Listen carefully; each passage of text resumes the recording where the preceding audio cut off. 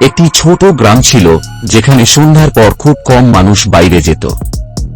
গ্রামের প্রান্তে একটি পুরনো পরিত্যক্ত বাড়ি ছিল যার সম্পর্কে লোকজন নানা গুজব শোনাত। কেউ বলতো সেই বাড়িতে রাতের বেলা অদ্ভুত আওয়াজ শোনা যায়, কেউ বলতো সেখানে অদৃশ্য এক ভূত বাস করে। একদিন এক তরুণ যুবক নাম রবি সাহসী হয়ে সেই বাড়িতে রাত কাটানোর সিদ্ধান্ত নিল। সে ভাবল যদি সে সেখানে রাত কাটাতে পারে তবে গ্রামে সবাই তাকে সাহসী মনে করবে। রাত্রে যখন সে বাড়ির ভিতরে ঢুকল, হালকা অন্ধকারে কিছু অদ্ভুত ছায়া দেখা যাচ্ছিল। সে একাকী হেঁটে চলল এবং ঘরের এক কোণে একটি পুরনো আয়না দেখতে পেল। আয়নায় তার প্রতিফলন কিছুটা বিকৃত, যেন কিছু একটা অস্বাভাবিক ছিল।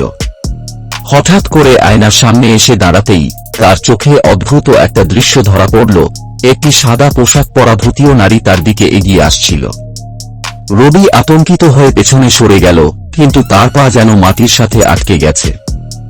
ভূতীয় নারীটি তার কাছে এসে একটি ভয়ঙ্কর কণ্ঠে বলল, তুমি চলে যাওনি, কেন এসেছ? রবির হৃদয় দ্রুত ধুকপুক করতে লাগল, সে কোন উত্তর দিতে পারল না।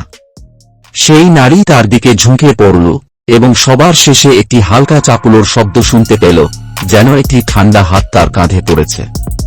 পরদিন সকালে গ্রামের মানুষরা বাড়ির দিকে গিয়ে দেখতে পেল রবি আর বাড়ির বাইরে বের হয়নি।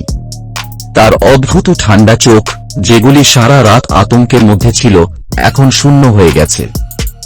বাড়ি থেকে কোনো আওয়াজ আর শোনা যায়নি, কিন্তু রবির অবস্থা দেখলে তাদের মনে হতে লাগল সেই বাড়ি আর সেই ভূত তাদের মাঝে চিরকালের মতো বাস করে।